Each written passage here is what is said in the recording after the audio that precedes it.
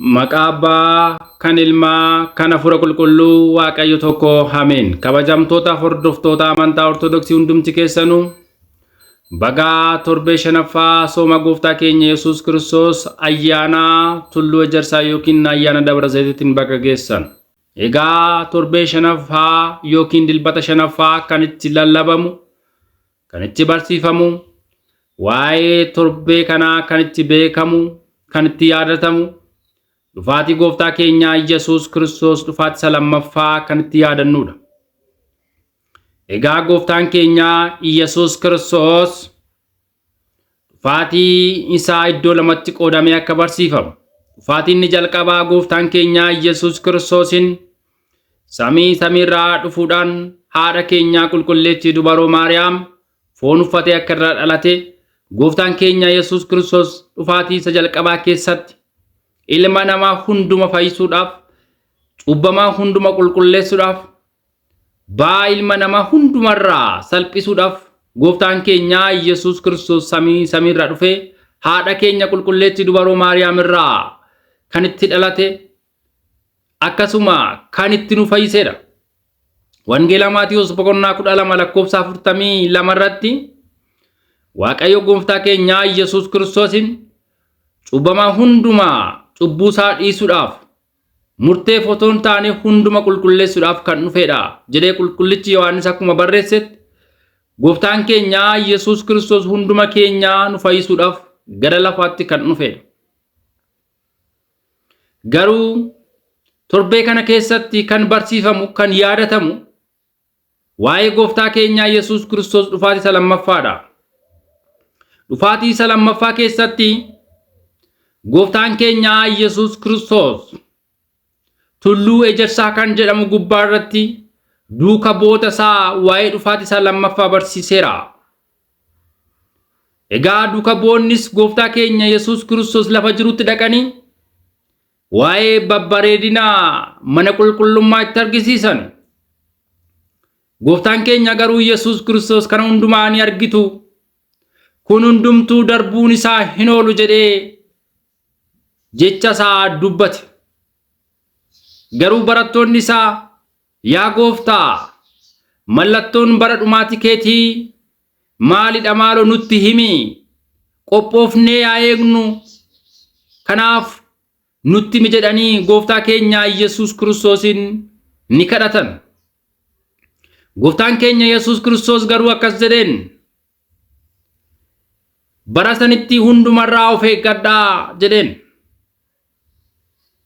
Rakkina hedduu dhufuuf jira, namoonni hedduun maqaa kootiin ni dhufuu jedheen. Ani Kiristoos jedhanii maqaa kootiin ni daldalu jedheen. Isarraa immoo isin of eeggadhaa jedheen. Kanaaf namni akka hin dogongorreef gooftaan keenya Yesuus Kiristoos bara dhumaa akeekkachiisa laateeraaf wangeelli nutti hima. Egaa oduu lolaaf oduu lolaa dhaga'uuf jirtu. Ummanni ummata irratti ni ka'a, mootummaan mootummaa irratti ni ka'a, sochiin lafaas iddoo adda addaatti ni ta'a, beellis biyya biyyaatti ni ta'a, rakkinni hedduun gara lafa kanatti ni dhufa, boo'ichatu baay'ata, gaddatu baay'ata, rakkinatu baay'ata jedhee gooftaan keenya Yesuus Kiristoos dubbateera. Wangeela Maatiyoos boqonnaa 24 lakkoofsa 13 irratti garuu akkas jedha, hanga dhumaatti kan dhaabbate kan hundumarraa ni fayyaa jira. Yaa saba Waaqayyo, dhufaatii isaa gooftaa keenya Yesuus Kiristoos lammataa mee akkamitti qophoofnee haa eegnu? Torbee kana waa'ee dhufaatii isaa lammaffaa yaadachaadha kan soomu. Hubadhaa, warri dhaga'uu dandeessan dhaga'a. Gurri kan uumameef akka dhaga'uuf, lapheen ilma namaaf kan kenname akka adda baasee beekuuf, bitaaf mirga adda baasee akka ittiin hubatuufidha. Ijis laalee akka murteessuufidha kan qaamonni miira keenya kan nuuf uumaman akkasuma gooftaa keenya Yesuus Kiristoos seeraan uume keessatti fedha Waaqayyoo keessaa otoo hin bahin fedha Waaqayyoo keessaa akka jiraannu fida. Garuu waa'ee dhufaatii isaa lammaffaa keessatti Waaqayyoon gooftaan keenya Yesuus Kiristoos mallattoolee rakkina bara dhumaa keessa dhufan himeera. Akkasuma lolaaf oduu lolaa dhaga'uuf jirtu. Uummanni uummata irratti ni ka'a. Sabni saba irratti ni ka'a. Mootummaan mootummaa irratti ni ka'a. Jaalalli ilma namaa gidduu ni bada. Mee hubadhaa. Sochiin lafaa iddoo adda addaatti ni ta'a. Rakkinni biyya lafaa kanatti ni baay'ata. Gaddi ni baay'ata. Yeroo sanitti namoonni wal dabarsanii wal kennu jedhee Kiristoosin dubbateera. Inu argaa jirra hubadhaa yaa saba Waaqayyoo. Kana hundumarraa immoo kan fayyuu danda'u hanga dhumaatti nama jabaatee dhaabbateedha. Seera Waaqayyoo keessaa warra jiraatudha. Wangeela Maatiyos boqonnaa 25 kaatanii gaafa dubbistanii Waaqayyo gooftaan keenya Yesuus Kiristoos yeroo gara lafaa kanatti dhufu fuula isaa duraa abiddi ni boba'aa jedha. Ergamoonni Waaqayyootiin marfamee kan dhufuudha. Yeroo sanitti ergamoonni Waaqayyoo namoonni fuula Waaqayyoo fuulduratti walitti ni qabamu jedha. Yeroo sanitti ergamoonni Waaqayyoo warra hoolotaan fakkeeffamanii fi warra arootaan fakkeeffaman gargar ni qooda. Warri hoolotaan fakkeeffaman garuu warra seera Waaqayyoo keessa jiraatanidha. Warri hoolotaan fakkeeffaman warra Waaqayyoon sodaatanidha. Warra seera Waaqayyoo keessa jiraatanii warra namoota fo'an, warra namoota rakkataniif gaddan, warra namoota rakkina keessa jiran warra gargaaranidha. Warra beela'anii fi warra dhoobatan nama gargaaranidha. Warra uffata dhaban warra uffachiisanii fi warra beelaan warra beela baasanidha. Kanaaf warri hoolotaan fakkeeffaman warra fedha Waaqayyoo keessa jiraatanidha. Warra hoolotaan fakkeeffaman koottaa gara mirga kootti jedheen isin yeroo ani rakkadhetti kan rakkina na baastan, yeroo ani obadheen turetti warra dhoobuu na baastan, yeroo ani hidhamee turetti warra dhuftanii na gaafattanidha. Yeroo ani uffata dhabetti warra uffata naaf kennitanidha. Koottaa isini warra gammachuu qabdan, mootummaan koo kan isiniif qophoofte iddoo gammachuutti galaa jedhee Kiristoosin kan isaan simatu. Kanaaf Abbaa Iraaqoos qiddaasee irratti akkuma nu barreessetti akkas jedhe. Kuni jedhe. Kuni hireen kun hiree qulqullootati. Gammachuun kun gammachuu qulqullootati. Gammachuun kun warra hojii gaarii hojjetanidha jedhe. Garuu warra rootan fakkeeffaman immoo isin warra namaaf hin naane, isin warra namaaf hin gaddine, isin warra garaa mataa jabaatuuf garaa jabaatudha. Yeroo ani rakkadhee jirutti warra nan gargaarre, yeroo ani dhoobadhee jirutti warra dhoobuu nan baasne, yeroo ani bakkeen bulu dhabutti warra bulmaata naaf hin kennine, yeroo ani beeleetti warra beela nan baasne, deemaan isinin beekuu warra abaaramuun nanaa, warra fedha koo keessaa baatan, warra seera koo keessaa baatan ani isinin beeku jedhee gooftaan keenya gara Si'oolitti warra ari'eedha. Yeroo sanitti boo'ichatu jira. Yeroo sanitti gadda guddaatu jira. Boo'ichaa faayidaa hin qabne, imimmaan faayidaa hin qabne, dhiifama faayidaa hin qabne, gaabbii faayidaa hin qabnedha. Maaloo yaa saba Waaqayyoo dhagaa. Gurri kan nuuf kenname akka dhageenyuufidha. Iji kan nuuf kenname laallee akka adda baafannuufidha. Lapheen kan nuuf kennamte akka hubannu Waaqayyo keenyatti akka amannuufidha. Hubadhaa maaloo. Mee eenyu gammachiisna? Namni Waaqayyoon gammachiisu fedha Waaqayyoo keessa warra jirudha. Namni Waaqayyoon gammachiisu seera Waaqayyoo keessa warra jirudha. Garuu fedha Waaqayyoo keessa baane jennaan, seera Waaqayyoo keessa baane jennaan seexanaadha kan gammachiisnu, Waaqayyoon miti kan gammachiisnu. Hubadhaa. Kana hubadhaa. Garuu Si'oolii keessatti dhiifamni hin jiru. Si'oolii keessatti gaabbiin hin jiru. Si'oolii keessatti boo'ichi faayidaa hin qabne, imimmaan faayidaa hin qabnedha. Boo'uu kan qabdu carraan kee ammaadha. Carraa kanatti fayyadamuu kan qabdu amma sa'aatii kanattidha.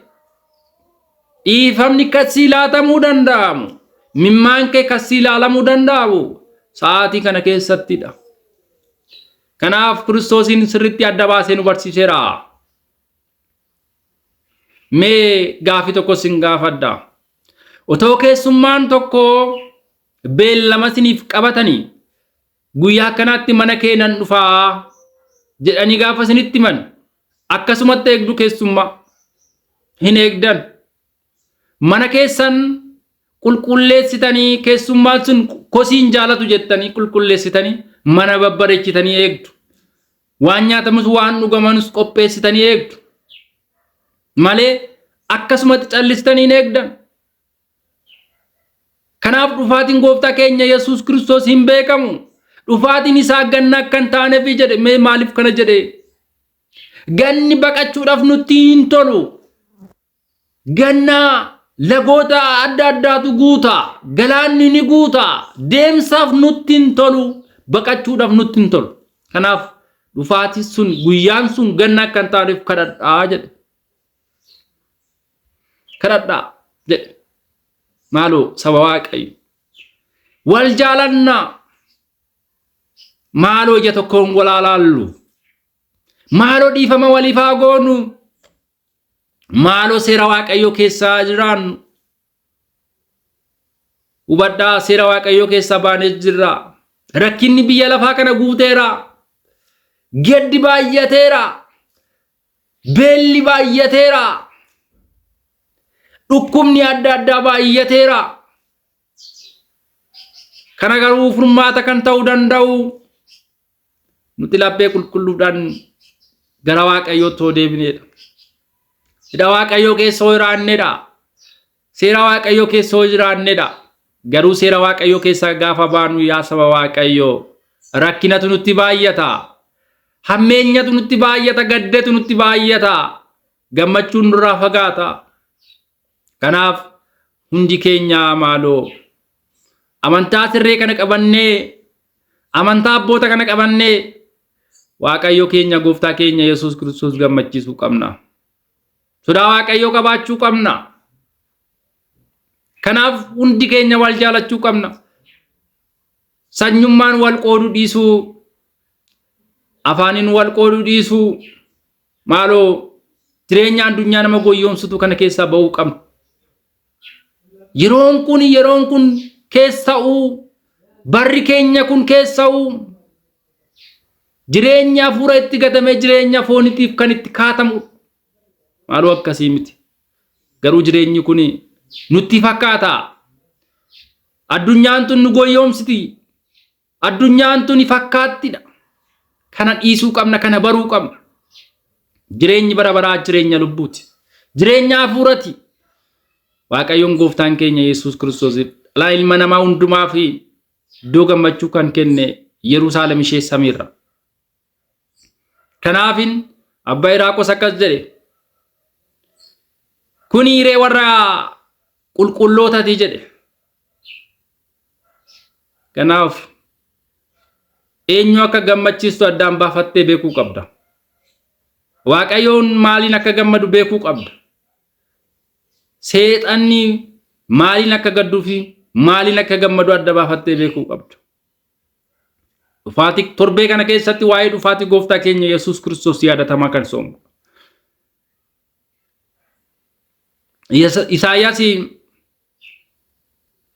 Isqeel dhukkubsatee naan Isaayaasin Isqeel gaafachuu dhaqee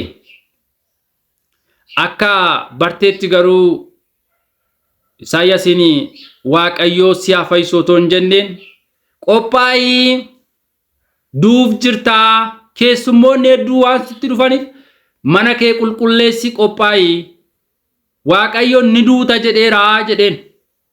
Isqeelin garuu jecha gurra namaatti ulfaatu kana gaafa dhaga'u otoo siree isaatirraa hin bu'in imimmaan isaa roobsee jedha. Maali godhe? Imimmaan isaa roobse. Yaa Waaqayyoo jedhee Waaqa isaatti bo'e siree isaatirraa otoo hin bu'in daqiiqa muraasa keessatti imimmaan Isqeelin Waaqayyoo bira qaqqabe. Ammas si'a lammataa fi Isaayyaas itti erge waggaa 15 dabaleef jedhii deemiitti mi jedheen. Garuu Isaayyaasin gaafa waan kana dhaga'u Isqeel maal daqiiqa muraasa kana keessatti sirreeffama akkamiitii argate? Laphee isaa akkamii sirreeffate? Kanaaf yaa saba Waaqayyoo laphee keenya sirreeffachuu qabna. Mana kee sirreessi, laphee kee sirreessi jedheen. Isqeel otoo siree isaatirraa hin bu'in dhiifama Waaqayyoo irraa argameef, araarri Waaqayyoo irraa, araarri Gooftaa keenya Yesuus Kiristoos biraa argameef akkasiidha. Kanaaf cubbuu hojjennetti gaabbiin galuun dirqama keenyadha. Yeroo san akka itti rakkanneef, yeroo san boo'icha faayidaa hin qabne akka hin boonyeef, yeroo san imimmaan nuti buusnu imimmaan faayidaa akka hin qabne akka hin taaneef maaloo saba Waaqayyoo dhagaa. Kana hundumarraa of eegaa. Hunduma beekuu qabna. Waaqayyo faana akka jiraannuu fi Waaqayyoon araara isaan nuuf haa ergu. Dhugumatti yeroon kun yeroo baay'ee ulfaataadha. Kiristoos nu barsee nu gorseef galanni isaaf haa ta'u. Galanni Abbaaf, galanni Ilmaaf, galanni Hafuura Qulqulluuf, galanni haadha isaa qulqulleettii dubaroo Maariyaam fannoo isaaf galannaa.